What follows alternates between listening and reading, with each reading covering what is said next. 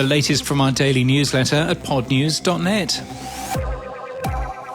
31% of consumer media consumption is now to audio, but only 9% of the average media advertising budget is allocated there. That's according to new research from WARC and iHeartMedia. 25% of advertisers don't invest in audio at all, according to the data. You'll find it linked from our show notes and our newsletter today. eMarketer suggests that Spotify will overtake Apple Podcasts in the US this year in terms of total audience. The data sourced from eMarketer, and we've no real understanding of where that data's from or how it's gathered. But in terms of total global downloads, Buzzsprout's figures for August suggests it's already happened. Spotify on 32%, Apple Podcasts on 27%. Libsyn, however, says August's figures show Apple at 60% and Spotify at just 15%. Our analysis in May suggests that both companies' figures are incorrect. Mind you, all podcasts are different. Last Friday, this podcast had just over 2,400 downloads, thank you.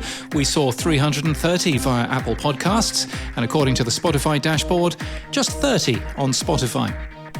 Podcasting in Africa is growing all over the continent, and Africa Podfest is launching a discovery tour around African podcasting hubs. The virtual tour kicks off with Zambia on September the 29th. It's free, with another 3 countries to come later in the year. Spotify has highlighted their France podcast slate for Q3 21. There are 13 upcoming podcasts and what Spotify calls the country's first video podcast. Really? Amaze Media Labs has expanded its sports podcast network division. The Pigskin Podcast Network is all about football, and the Basketball Podcast Network is all about basketball. SiriusXM has launched a Marvel channel on Apple Podcast subscriptions with paid shows, including a Spanish-language version of Wolverine, a documentary series, and new titles. The Ambies are open for entry. There are 2 new categories, Best Podcast for Kids and a new category for Best Indie Podcast. You've until early December to enter.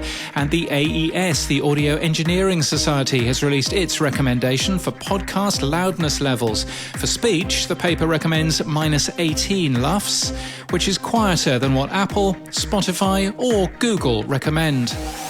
And in podcast news, Margins of Error is new from CNN, discovering the statistical stories that are hidden under the radar. The first episode focuses on the paranormal. More than 4 times the amount of Americans believe in ghosts than did in the 1970s.